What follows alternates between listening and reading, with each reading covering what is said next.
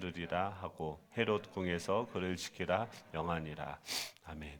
우리 좌우에 계신 분들과 이렇게 인사하면 좋겠습니다. 하늘이 무너지면 솟아날 구멍이 있습니까?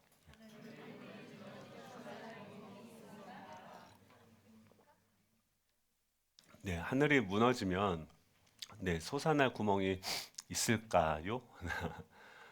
뭐 제가 이제 사례를 좀 찾아봤어요. 진짜 그런 사례가 있나? 하늘이 무너져서 솟아날 구멍이 뚫린 사례가 있는가? 2010년도에 칠레 북부 사막지대 이 한 광산, 그 산호세 광산이 무너져서 기억나십니까? 2010년도인데 그 33명의 광부가 지하 700m 깊은 갱도에 고립이 되어졌어요. 그러니까 지하 700m 갱도에 지금 그 갱도가 다 무너져서 고립이 됐다. 여러분 이 사람들이 살 수 있을까요? 없을까요? 뭐 있으니까 얘기를 하겠죠. 사례를 찾았겠죠. 그때 어떤 일이 있었냐면 다 당시 뉴스를 접하던 사람들, 가족들, 현장을 중계하던 언론들도 다 부정적으로 보도를 하고 생각을 했습니다. 그게 현실적인 거죠. 근데 그때 칠레 정부가 국제 그 전문가 팀을 데리고 와서 시추 작업을 합니다. 그래서 그 700m가 되는 그 땅을 뚫어서 구멍을 내고 거기에다 통신선을 넣고 또 음식들을 보내면서 소통을 하면서 그들을 살렸던 기록이 있는 거죠. 그러니까 세상에도 뭐가 있어요? 하늘이 무너져도 솟아날 구멍이 있다는 사건이 세상에도 있을 수 있다라고 하는 것이죠. 이 지금 바울 같은 상황, 지금 바울의 상황들, 지금 요즘에 그러니까 오늘 예배 드리는데 그런 마음이 들어요. 사람들 마음이 어떻게 느껴지면 이렇게 막 다 오는데 꽁꽁 얼어붙은 것 같아요. 그래서 미끄러질까봐 조심조심 오는 것 같아요. 왜냐하면 세상에 소망이 있죠. 기쁘시죠? 요즘 막 너무 행복한 일들이 너무나도 많죠. 요즘에 세상이 이렇게 막 그렇게 좋은 뉴스들이 없어요. 다 어디 뭐 좌로 우로 나뉘어서 싸우고 뭐하고 경제도 안 좋고 뭐 이런데 제가 요즘에는 이제 청년들한테 올해는 이제 관심을 가지고 청년 사역들 하는데 그들 안에 들어가서 보니까 더 가관입니다. 제가 계산을 해봤어요. 한 학생이 유치원 때부터 고등학교 때까지 2012년도 계산을 해보니까 뭐 쓸데없는 걸 했죠. 한 달에 평균 교육비가 뭐 23만 원이에요. 평균이. 근데 10년 후에 2023년도에는 평균이 30에서 35만 원. 그러니까 그게 이제 평균이고요. 한 학생이 그 대학교가 유치원생은 월 평균 지금은 32.5만 원이 들고요. 초등학생들은 41만 원. 중학생들은 월 49만 원, 고등학생은 월 51만 원. 또 대학교는 45만 원씩 4년이니까 이걸 다 합치면은 한 학생이 대학교를 졸업할 때까지 총 들어가는 금액 이게 과한 게 아니고요. 여러분 그냥 기본적이고 평균적으로 들어가는 수치만 얘기하는 거예요. 그게 얼마냐면 9,882만 원이 들어가요. 그냥 통계청에서 나온 그 통계로 계산을 해서 한 학생이 대학교 졸업할 때까지 투자하는 돈이 9,882만 원. 와, 근데 이렇게 투자를 해서 지금 대학교를 졸업하는데 졸업반에 있는 친구들은 그렇게 투자하고 평생을 내가 좋아하는 것도 다 미루고 열심히 공부를 하면서 거기까지 왔는데 졸업장을 이제 받으려고 하는데 지금 어떻습니까? 사회는 어때요? 나아갈 길이 보이지 않습니다. 지금 뭐 쿠팡도 보셨어요? 그런 건 안 보시죠? 전 알고리즘이 그딴 것만 나오나 봐요. 쿠팡을 보니까 쿠팡도 지금 다 자동화가 돼가지고 물류가 그냥 기계들이 밑에 로봇들이 다 움직여서 다 세팅이 되고요. 사람이 이제는 필요가 없어요. 관리하는 사람만 필요해요. 또 뭐 택시도 마찬가지죠. 이제 자동차도 마찬가지죠. 곧 있으면은 이제 자동 운전으로 이제 다 넘어가게 되면은 이제 이 친구들이 대학교를 졸업하는데 대기업들은 이제 다 자동화하니까 사람들은 점점 필요 없고 그러면 이 다음 세대 아이들에게 또 이 청년들에게 어떻게 앞으로 무엇을 대비하면서 준비하면서 살아가야 되는가 이런 것들을 비전을 제시하고 뭐 이런 거 해야 되는데 제가 아주 청년부를 위해서 기도하고 사역할 뭐 한 것도 없는데 뭐 이런 거 생각하다가 제가 완전히 절망에 빠졌어요. 근데 저는 지금 멀리서 이렇게 보다가 조금 가까이 들여다보는데 벌써 이런데, 지금 청년들 어떻습니까? 그런 상황에서, 그러니까 이게 이해가 되는 거예요. 어른들이 뭐 결혼을 언제 하냐, 뭐 어느 회사를 다니냐, 뭐 이런 거 듣는데 이 친구들이 화가 나지 않겠습니까? 그냥 그딴 소리 하면은 지금, 아니 기회가 아예 없어요. 아무리 좋은 대학교를 나와도 들어가기 전에는 그 대학교만 가면은 뭔가 될 줄 알았는데, 들어가서 보니까 거기서도 경쟁이 치열하고 졸업을 하는데도 거기에 어떤 더 이상 소망이 없습니다. 그래서 와, 이게 또 너무, 저는 또 막 제 안에 들어와가지고 막 이러고 있다가 지난주에 이제 청년부 수련회를 가는데 막 기쁘지가 않더라고요. 막 너무 무겁고, 그런 마음에 이제 수련회를 갔습니다. 집회라는데 그 찬양 인도자가 막 신이 났어요. 거기서 막 와가지고 예수 주 승리하심 찬양해 예수, 막 이게 찬양을 다 뭐하냐면 승리했다 주님이, 근데 표정이 이게 가식이라고 하면 할 수 없는 그런 기쁜 표정으로, 똑같은 청년들인데 거기서 막 뛰면서 막 다들 막 난리 났어요. 저희 교회만 가가지고 이래 저희는 되게 얌전하게 청년부 예배를 드리다가 거기 갔는데 막 조명에 막 난리가 났는데, 처음에는 막 정신 쿵쾅쿵쾅 하면서, 요샌 또 신학적으로도 뭐가 있냐면, 만약에 요새 비전, 여러분 청소년이여 야망을 가십시오, 비전을 가십시오, 뭐 이딴 소리 하면은, 이딴 소리는 아니죠. 여러분 비전을 가지시길 축복합니다.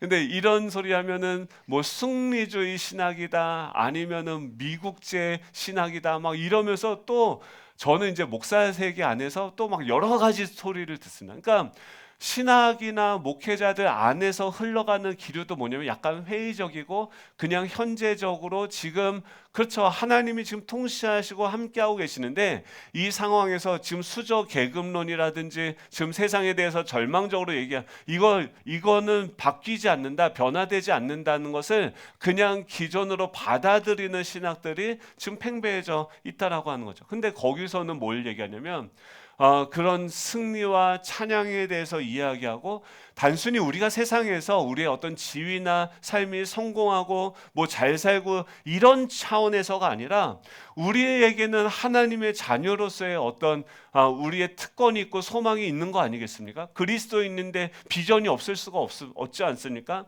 하나님의 나라를 바라보고 그 땅을 소망하고 그 나라를 도달하기까지 지금 하나님께서 지금도 우리의 삶 가운데서 역사하고 계시다는 것이죠. 여러분, 하늘이 무너져도 솟아날 구멍이 있습니까, 없습니까? 여러분, 하늘이 무너져도 솟아날 구멍이 있습니까, 없습니까? 네, 하나님이 안 해도요, 그 칠레 정부만 움직여도 구멍을 뚫었어요. 근데 하나님이 우리와 함께하고 계신다면, 어떤 절망적인 상황이라도 하나님의 손길은 우리가 예상하지 못한 곳에서 길을 열어주신다는 거예요. 아무리 내 생각이, 내 감정이 모든 것이 끝났다라고 이야기해도 끝이 난 것이 아니라는 것이죠. 오늘도 지금도 살아계신 그 하나님은 어떻게 일을 하고 계시는지 오늘 본문을 통해서 한번 살펴보기를 원합니다. 이 첫 번째는, 지금 이 음모 속에서도 지금 이 엄청나게 그 유대인들이 합법적으로 그를 고소하고 재판정에서 재판을 하는데, 지금 예상하지 못한 방식으로 바울이 반격을 하는 거예요. 나는 로마 시민권을 가진 사람이다. 그리고 지금 저들이 나를 참소하는 것은 어떤 종교적인 것들이지, 이게 로마 법상에서 내가 사형을 당할 만한 것들이 아니다라는 것을 이야기했어요. 그러니까 이제 그 유대인들이 어떤 결의를 하냐면, 아주 말도 안 되는 일들 합니다. 13절에 보면 40명이라고 하는 구체적인 숫자, 그러니까 지금 40명이 넘는 유대인들이 바울을 죽이기 전에는 먹지도 마시지도 않겠다고 맹세를 하게 됩니다. 지금 여러분 한번 생각해 보시죠. 한 사람이 내가 목숨을 걸고 뭔가 해내겠다 해도 그 파워가 엄청난데, 지금 40명이나 되는 사람이 목숨을 걸고 무엇을 결의했냐면, 내가 사도 바울을 죽이기 전에는 먹지도 마시지도 않는데요. 여러분 이거는 굉장히 시급하게 빠르게 바울을 죽이겠다라고 그들은 결단한 것이죠. 그리고 그들이 세운 방법들은 또한 교묘합니다. 우리가 대제사장과 장로들에게 바울을 공회로 데리고 오게 하자고 말하면 로마 군사가 바울을 호송하겠지? 그러면은 그때 우리가 기습해서 죽여버리자. 그러니까 지금 로마가 그들을 바울을 보호하기 위해서 그쪽에 데리고 왔는데 우리 재판정에서 좀 우리가 취조할 것이 있다. 다시 보내달라고 우리가 요청하고 공문을 보내면 그 오는 그 노상에서 지금 우리가 기습을 해서 죽여버리자라고 하고 이 계략은요. 종교 지도자들까지 공모해야 가능할 만큼 체계적이고 철저하게 지금 바울을 죽이려는 음모가 지금 준비되어지고 있는 거죠. 여러분 바울의 입장에서 이런 상황이 나한테 온다. 사방에서 40명이 되는 사람이 나를 맘먹고 죽이려고 한다라고 했을 때 마치 이 도망칠 구멍도 없구나. 이번엔 진짜 끝이구나 이런 생각이 들지 않겠습니까? 그런 상황이죠. 그렇게 느낄 만한 아주 매우란 암울한 상황이 지금 바울에게 펼쳐진 거죠. 근데 여기서 주목해야 되는 것이 뭐냐면 하나님이 지금 바울과 함께 하신다는 거예요. 하나님께서 이번 주 수요일 날 오시면 인도하심의 확신, 그러니까 하나님의 자녀됨의 특권 중에 하나가 무엇이냐면 하나님께서는 그 자신의 자녀들을 인도하신다라고 하는 거예요. 사도 바울이 뭐라고 얘기합니까? 내가 사망의 음침한 골짜기에 처할지라도, 그런 고백을 한 건 뭐예요? 본인이 사망의 음침한 골짜기에 처해 봤다는 거예요. 하나님의 자녀인데, 하나님의 아들인데 사망의 음침한 골짜기에 버려진 것과 같은 그런 상황을 충분히 여러 번 경험해 봤다는 거예요. 그런데 뭐라고 고백하냐면 내가 그곳에서도 해를 당할 것을 두려워하지 않는 것은 주님께서 나와 함께하고 계시고 그의 지팡이와 막대기가 나를 안위하고 계신다라고 사도 바울이 아니라 다윗이 고백을 하는 거죠. 여러분 사도 바울도 오늘 본문에서 어떻게 일어납니까? 16절에 보면 지금 이 내용이 어떻게 끝나야 되냐면 지금 그렇게 40명이나 되는 사람들이 기습을 해서 바울이 순교를 당했더라라고 끝이 나야 되는 것이 상식적입니다. 현실적입니다. 그런데 지금 이 바울이 23장 전체를 보면 지금 바울이 도망가서, 만약에 산다 하더라도 도망가서 자기 힘으로 살아남는 이 스토리가 아니라 지금 하나님의 섭리가 매우 정교하게 작용하여서 로마 군대가 바울을 보호하는 장면으로 이 장면이 이어진다는 거예요. 그리고 16절에 넘어가면 아무도 예상하지 못했던 인물이 나오는데 바로 바울의 조카가 나타납니다. 이것은 뭐냐면 지금 이 하나님의 섭리는요, 세상의 그 음모를 초월한다는 거예요. 40명이 굶어가며 맹세했던 잔인하고 치밀한 계획이 어떻게 결론을 맺게 됩니까? 지금 바울의 조카가 이를 폭로하면서 로마의 천부장이 미리 대비하게 되고 결국 바울은 엄청난 군대의 호의를 받으며 안전한 곳으로 이동하게 되어집니다. 이것을 통해서 뭘 깨닫습니까? 바울은, 또 다윗은 무엇을 깨달은 겁니까? 사람의 아무리 치밀한 그 계략이라 할지라도, 음모라 할지라도 하나님의 섭리 앞에서는 무력해진다는 거예요. 아무리 대제사장과 결탁한 거대한 세력이 뒤에서 움직인다 하더라도 하나님의 계획은 결코 막히지 않는다는 거예요. 바울을 통해서, 내가 너를 통해서 로마에서도 너가 지금 여기서 가르치는 것을 거기서도 전하여야 하리라 하나님이 계획하셨다고 한다면, 여러분들이 하나님의 계획에 따라서 여러분들의 인생이 나아가고 있다면 우리의 삶을 막을 수 있는 것은 아무것도 없다라고 하는 것이죠. 우리는 어떻게 됩니까? 억울한 상황이 생길 수 있어요. 어려움이 생길 수 있어요. 바울도 맨날 어려운 일들이 투성이었어요. 그런데 그때마다 우리는 무엇을 믿어야 됩니까? 하나님의 일하심을 바라봐야 돼요. 소경이 되면 이 문제 때문에, 그 상황 때문에 내가 쫄아서, 내가 두려워서 눈이 가려지면, 제가 지난주 청년부 수련회 갈 때 제 눈이 반쯤 감기는 것 같았어요. 근데 거기 가서 찬양하면서 그 예배 가운데 하나님 말씀해 주신 게 뭐냐면, 뭐 찬양도 아니고 설교 내용도 아니었어요. 갑자기 어떤 마음을 주시면, 그렇지, 여리고성이 무너진 것은 찬양 가운데 그것이 무너졌지, 여러분, 우리 앞에 있는 그 장애물들이 무너지는 방법은 우리 세상의 그 계략과 전략을 뛰어넘는 우리의 어떤 지혜와 능력이 아니라 지금 그곳에서 일하고 계시는 하나님, 다 이루신 그 하나님을 찬양하고 예배할 때 먼저 무엇이 바뀝니까? 내 관점이 바뀌어요. 내 마음이 바뀌어요. 내가 볼 때는 여리고성 6m나 되는 성이에요. 이 말은 뭐냐면 세상이 우리보다 세다는 거예요. 세상은 우리의 힘과 능력으로 이길 수 없는 대상이라는 거예요. 근데 그것이 무너질 수 있는 유일한 방법은 무엇이냐면 지금 그곳에서 할례를 행하고 나서 보니까 무엇이 보입니까? 하나님의 군대 장관이 그곳에 있고 천군 천사가 나와 함께하고 있는 것이 보이고 그것을 우리가 그것이 인지가 되어지고 그것이 내 마음을 지배하고 그것이 내 입으로 찬송으로 순종으로 그 고함으로 선포로 순종하게 되어졌을 때 무엇이 일어납니까? 하나님의 역사가 일어나는 거죠. 여러분, 하나님은요 그 세상이 우리를 죽이려고 하는 그 음모 속에서도 하나님은 일하신다라는 사실을 믿으시기 바랍니다. 두 번째는 무엇이냐면 만약에 지금 이 사도 바울하면 수많은 이방인들에게 복음을 전했고 엄청난 사람 아닙니까? 그런데 그 사도 바울을 살리려고 한다면 여러분 어떤 사람을 여러분이라고 한다면 어떤 사람을 보내시겠어요? 그를 구할 사람도 베드로나 야고보 같은 유명한 제자여야 되지 않겠습니까? 그런데 그렇게 우리는 상상하기 쉽죠. 그런데 지금 오늘 본문에 보면은 하나님이 누구를 통해서 그 바울을 구원하십니까? 지금 바울의 조카요. 바울의 조카는요, 여기서 이름조차 분명하게 드러나지 않고 어리고 평범해 보이는 한 청년이에요.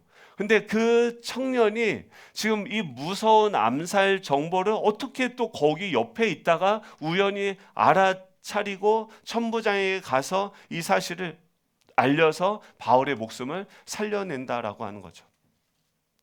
지금 이 엄청난 40명이나 되는 사람들이 바울을 죽이기 전에 먹지도 마시지도 않겠다고 그렇게 위태로운 그 상황 가운데 지금 하나님께서 사용하시는 분은 누구십니까? 굉장히 사람들이 주목하지도 않고 알지도 못하는 그 작은 자를 통하여서 하나님은 위대한 일을 이루어 가신다라고 하는 거죠. 우리는요, 왜 자꾸 나 자신에게 실망합니까? 우리는 종종 내가 이렇게 부족한데 내 역할은 이렇게 미미한 것 아닌가라고 생각하면서 스스로를 낮춰볼 때가 있죠. 또 반대로 저 사람은 힘이 없고 영향력도 작아 보이니까 별 도움이 안 될 거야 라고 생각하면서 다른 사람을 너무나 쉽게 판단할 때가 있습니다. 그런데 성경을 보면요, 지금 하나님은 오히려 이런 작아 보이는 사람들을 통해서 당신의 큰 일을 이루실 때가 많다는 거죠. 구약의 다윗을 보십시오. 그때 다윗이 대비했던 그 골리앗과의 싸움에서 다윗은 그 누구도 주목하지 않는 사람이었습니다. 그냥 어린 소년 그 다윗이 그 골리앗을 무너뜨린 것이죠.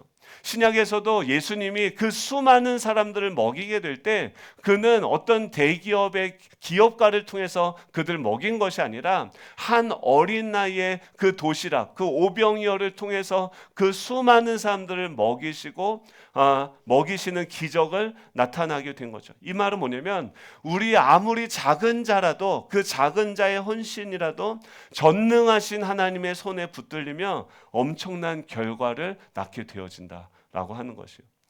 여러분, 지금 이 오늘 조카가 어떻게 합니까? 지금 그 재빨리 사실을 알아차렸고 천부장에게 보고했다. 지금 이거는요 아주 매우 단순한 순종일 수 있죠. 근데 이것도 사실 쉽진 않아요. 그렇죠? 그것을 알고서 목숨을 걸고 진리를 이야기한다, 누구에게 사실을 고한다, 이것도 쉽지 않습니다. 하지만 정말 무명의 이 작아 보이는 한 친구의 그런 고백들, 지금 우리에게 적용하면 그런 두려움으로 인해서 내가 나서봤자 뭘 할 수 있겠어라는 생각이 들 때가 더 많겠죠. 야, 나 같은 사람이 난 가만히 있어야지. 대부분요 보면요, 그래서 뭘 하자, 뭘 제안하자 얘기해도 아무도 제안도 안 하고요. 그냥 나는 그냥 작은 자고 난 아무것도 아니고 난 그냥 구석에 그냥 찌그러져 있는 인간인 거죠. 근데 여러분, 아무리 내가 작다 하더라도, 내가 아무리 부족하더라도, 내가 아무리 능력이 없다 할지라도 그곳에서 내가 하나님의 음성을 듣고 거기서 순종하게 될 때 하나님은 그 작은 자를 통하여서 일하신다는 거예요. 내가 나서봤자 뭘 하게 할 수 있겠어라는 그 생각을 뛰어넘어서 직접 천부장에게 달려가야 됩니다. 그 작은 용기와 순종이 이 하나님의 섭리 안에서 엄청난 결과를 맞이한다는 거죠. 이 말은 우리가 어떻게 적용을 할 수 있습니까? 지금 여러분 스스로가 크다고 생각하세요? 작다고 생각하세요? 전 크다고 생각합니다. 요새 100kg가 되는 것 같아요. 작다고 생각하세요? 크다고 생각하세요? 내가 좀 작아진 것처럼 느껴질 때가 있어요. 내가 너무나도, 근데 이거는요, 오히려 모를 때 자기가 큰 줄 알아요. 세상을 정확하게 알면 알수록 얼마나 큽니까?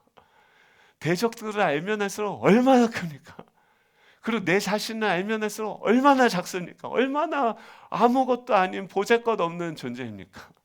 근데요, 그런 작은 나를, 내가 얼마나 작은지를 깨닫게 되어졌을 때 하나님은 어떻게 하십니까? 하나님은 그 작아 보이는 일을 귀하게 여기시고 그를 통해서 일하신다는 거예요. 이것은 뭐냐면요, 우리 자신이 아무리 부족해 보이고 작아 보인다 하더라도 우리 자신을 그렇게 작다고 무시하는 것이 아니라 우리 자신도 존귀하게 여겨야 된다는 거죠. 내 주변에 있는 사람들도 마찬가지입니다. 저 사람이 어떤 부분에서 나보다 떨어져 보일 수도 있어요. 지능이 떨어질 수도 있고 능력이 떨어질 수도 있고 모든 것이 다 실수투성이어서 저 친구는 아무것도 못해 라고 생각드는 그런 사람일 수도 있습니다. 근데 하나님께서는요, 그런 사람들을 통해서도 역사하실 수 있는 하나님이시다라고 하는 것이죠. 중요한 것은 무엇입니까? 내가 크냐 작으냐가 문제가 아니라 지금 내가 누구의 손에 붙들려 있느냐가 중요한 거죠. 여러분, 은혜가 여러분들 붙들 수 있기를 축복합니다. 은혜가 나를 붙들면요, 하나님의 은혜가 나를 인도해 가시면 하나님께서 나와 함께하고 있어요. 하나님의 그 권능의 팔이 지금 나를 붙들고 있어요. 그러면 이 앞에 얼마나 큰 그 산이 나를 가로막는다 할지라도 그 산보다 크신 하나님이 지금 나를 붙들고 계시니까 쏙 넘기면은 넘어가지는 거예요. 나는 다 몰라요. 내일을 다 몰라요. 근데 하나님께서 우리로 하여금 미래를 알게 하시지 않으셨어요. 여러분, 미래를 모르는 게 맞아요. 내 진로를 모르는 게 맞아요. 어떻게 합니까? 10년 뒤에 내가 뭐 하고 있을지 어떻게 알아요? 몰라요. 근데 그 모르는 걸 알려고 하니까 힘든 거예요. 모르는 거는 하나님한테 맡겨놓고, 근데 하나님께서는, 근데 거꾸로요, 안다고 하면 재밌을까요, 인생이? 너는 10년 후에 길을 걸어가다가 뒤로 자빠서 죽을 것이다. 3년 후에는 이런 일이 일어날 것이다. 여러분, 재밌을까요? 영화 한 편만 봐도 누가 보고선 결론 얘기하면 스포한다고 죽는다, 조용히 해라 막 이러는데 내 인생을 내가 다 알아. 그럼 재밌을까요? 아니죠. 하나님께서는 우리가 물어봐요. 하나님, 나는 10년 후에 어떻게 됩니까? 나는 어떤 길로 가야 됩니까? 그런 것들을 물어보면 하나님께서 그거에 대해서 뭐라고 대답하십니까? 내가 너와 함께한다. 하나님은 그 미래에 대한 질문은 뭘로 대답하시면 내가 지금 너의 삶을 인도하고 있다 말씀하십니다.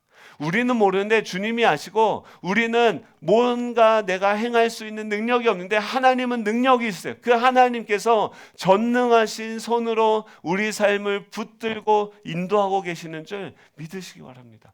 내가 아무리 작다 할지라도 나는 왜 이 땅에서 이렇게 왜 이런 모습으로 태어났는지 모르겠어요. 나는 왜 이런 장애가 내 삶에 일어났는지 모르겠어요. 여러분, 이런 수많은 것들이 내 삶을 가로막는다 할지라도 우리의 결론은 무엇입니까? 부활이요 영원한 하나님 나라의 상속자로서 그 나라를 다스리는 자가 되는 것이 우리의 미래의 결론인 것입니다. 여러분 그것을 바라볼 때 지금 우리의 작음에 대해서 크고 작음에 대해서 우리가 반응하는 것이 아니라 무엇입니까? 그런 크든지 작든지 한 나와 함께하고 계신 그 주님의 인도하심을 신뢰하고 붙드는 것이 너무나도 중요하다는 거죠. 이번 주 수요예배 주제입니다. 약간 스포했어요. 하나님이 어떻게 우리를 인도하시는가? 왜 맨날 함께한다고만 얘기하는가? 여러분 그게 재미있는 거예요. 하나님이 내 삶을 지금도 신실하게 인도하고 계세요. 선하신 분이세요. 그렇다고 한다면 그 하나님의 선하심을 붙드십시오. 그 하나님의 은혜를 붙드십시오. 받을 만한 자격이 없는 자에게 자신의 아들까지도 내어주시는 그 하나님의 은혜가 지금 나를 붙들고 끌고 가고 있음을 신뢰할 수 있는 저와 여러분 되시기를 축복합니다. 바울을 구원한 것은요, 어떤 위대한 사도가 아니라 지금 자신의 이름조차 잘 알려지지 않은 바울의 조카 한 청년이었음을 믿으시기 바랍니다. 왜 하나님께서 작은 자를 들어 쓰시는 것을 기뻐하실까요? 결국 하나님은 이걸 통해서 뭘 알려주고 싶은 거예요? 사람의 힘이 아니라 하나님의 능력. 지금 우리와 함께하고 계신 그 하나님의 능력이 얼마나 큰 것인지 자신의 영광을 나타내는 것이 하나님의 계획이라고 하는 것이죠. 또 세 번째로 하나님은 어떻게 일하십니까? 세상을 통해서도 일하신다라고 얘기해요. 우리는 삶 속에서 종종 세상은 악하다, 교회만이 선하다라고 하는 이분법적인 시각을 가질 때가 있습니다. 그래서 세상의 권력이나 제도는 영적인 가치가 없을 것 같고 하나님과는 전혀 무관해 보입니다. 그런데 지금 바울을 구원했던 건 누굽니까? 지금 그 한 청년이었고 지금 로마라고 하는 국가의 이방적인 그 제도가 오히려 사도 바울을 보호하는 도구로 쓰이는 것을 확인하게 되어지는 것이죠. 이 말은 무엇이냐면 하나님은 이 세상을 통해서도 일하실 수 있다라고 하는 것입니다. 지금 이 천부장이 어떤 결정을 하게 됩니까? 지금 바울을 구한 로마의 시스템이 어떻습니까? 지금 로마의 법이 움직이기 시작하는 거예요. 지금 하나님께서 이 세상 정부를 허락하시고 법과 이런 모든 통치 시스템을 만들어 놓으신 것은 무엇입니까? 그것을 통해서 또 우리를 보호하시고 인도하시는 하나님의 뜻이라는 것이죠. 지금 바울이 암살 위협에 놓였다는 정보를 들은 이 로마의 천부장은 지금 무려 470명, 지금 보병 200, 기마병 70, 창병 200의 호위대를 편성해서 이 바울을 가이사랴로 호송하는 데 사용합니다. 지금 이렇게 대규모의 병력을 동원하는 것은 극히 이례적인 건데 왜 이렇게 하냐면 바울이 로마 시민권을 가진 자임을 알고 있고 이 법적인 책임을 다하기 위해서 이처럼 과잉 보호에 가까운 결정을 내리게 된 거죠. 지금 이방 권력의 그 역할, 지금 천부장은 지금 어떻게 하냐면 수장인 총독 벨릭스에게 공문을 보내고 또 그 바울이 음모에 휘말렸다는 사실을 알리고 그를 이송하는 그 이유에 대해서 잘 정리해서 보고합니다. 이 말은 뭐냐면 이 모든 절차가 로마의 제도와 법에 따라서 진행되어지고 있다라고 하는 거죠. 지금 그것을 통해서 이 땅의 법과 제도와 질서를 통해서 하나님은 어떻게 해요? 유대인들의 계략을 무력화시키고 로마 군대와 법적인 시스템을 통해서 바울을 안전한 상황 가운데 자신을 변론할 수 있는 기회를 만드시는 거죠. 여러분 이것은 뭐냐면 지금 하나님께서 이방 체제, 세상 권력, 이 제도들까지도 노아 언약이 무엇입니까? 이제는 내가 다시는 너희를 멸하지 않겠다. 이 말은 뭐냐면 하나님의 은혜는 일반 은총이라고 얘기해요. 믿는 자나 믿지 않는 자나 이 법이나 정부나 이 시스템을 통해서 믿지 않는 자들도 보호할 수 있도록 하나님은 제도를 만드시고 그 제도 안에서도 하나님의 은혜는 흘러가고 있다는 거예요. 그러니까 그것을 우리는 예수님을 믿으니까 무조건 법은 질서는 저렇게 변호사를 사용하고 뭔가 법에 호소하고 하는 것들은 신앙이 없는 게 아니라 하나님은 그런 시스템들을 우리에게 주셔서 그 안에서 우리를 보호받고 또 우리의 권리를 유지하고 또 실행해 갈 수 있도록 하셨다고 하는 거죠. 지금 오늘 마지막으로 얘기하는 것은 뭐냐면 바울을 누구를 통해서요? 바울을 하나님은 작은 자를 통해서, 또 세상을 통해서 하나님께서는 일하신다라고 하는 거예요. 여러분, 네, 목이 가고 있죠. 이 바울처럼 이 믿음의 눈으로 세상을 보기 바라십니다. 코로나가 왔을 때 너무 힘들었어요. 근데 그때 어떤 생각이 들었냐면, 와, 하나님이 이단들을 다 청소하시는구나. 지금도 우리가 지금은 이게 보이지 않지만 이 시간들이 지나가면, 지금은요 언론이고 미디어고 다 믿을 수가 없어요. 누가 하나 기사를 올리잖아요. 그러면은 댓글 부대가 있어요. 뭐 다 있겠죠. 어떤 광고를 하나 한다 하더라도 댓글 부대가 있어요. 다 왜곡된 정보들. 누가 어떤 상품을 적고 그것에 대해서 밑에 있는 그 평가들을 봐도요, 그것만 하는 알바들이 있어요. 그것만 하는 직업들이 있어요. 그러니까 그걸 보고 우리는 와, 이 사람이 이 물건이 좋은가 보다라고 생각하는데 속은 겁니다, 여러분. 믿을 수 있는 게 없어요. 지금 우리의 눈을 다 가리는 것들, 다 진짜인지 거짓인지 몰라요. 여러분, 근데 분명히 진리는 하나님께서 드러나게 하십니다. 그것이 분별되어지지 않을 때 말씀 안에서 말씀을 붙들고 지금 역사하고 계신 하나님을 바라보면서 기다리며 예배하며 이 터널을 통과하는 거예요.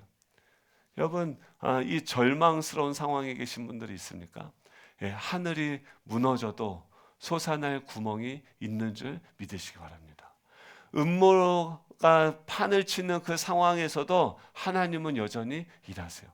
작은 자를 통해서도 일하세요.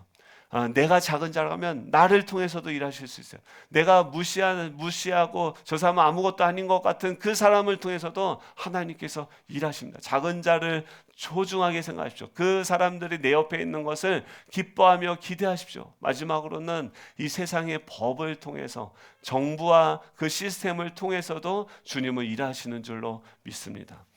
그 하나님을 믿고 나아갈 수 있는 저와 여러분 되시기를 간절히 소망합니다. 우리 세상의 유혹 시험이 우리 다 같이 일어나셔서 찬양하기 원하는데요. 지금 내가 억울한 상황이나 해결되지 못하는 그런 문제를 겪고 있다면 하나님 이 시간 우리의 눈을 열어주십시오. 하나님, 내가 작은 자로 보이는 역할에 충실하지 못했다고 한다면 하나님, 그런 작은 자를 통해서도 일하시는 하나님을 우리가 바라보기를 원합니다. 매일같이 세상의 수많은 유혹과 시험 가운데 우린 살아가고 있어요. 아무리 노력해도 넘어지기 일수인 연약한 우리를 사단은 끊임없이 흔들어댑니다. 그때마다 우리의 시선을 세상에 고정하면 절망하게 됩니다. 그때 어떻게 됩니까? 믿음의 눈으로 주님을, 지금 일하고 계신 주님을 바라보는 거예요. 그러면 지금도 우리 안에서 살아계시고 역사하시는 주님을 경험하게 되어질 줄로 믿습니다. 우리 찬양하고 기도하도록 하겠습니다.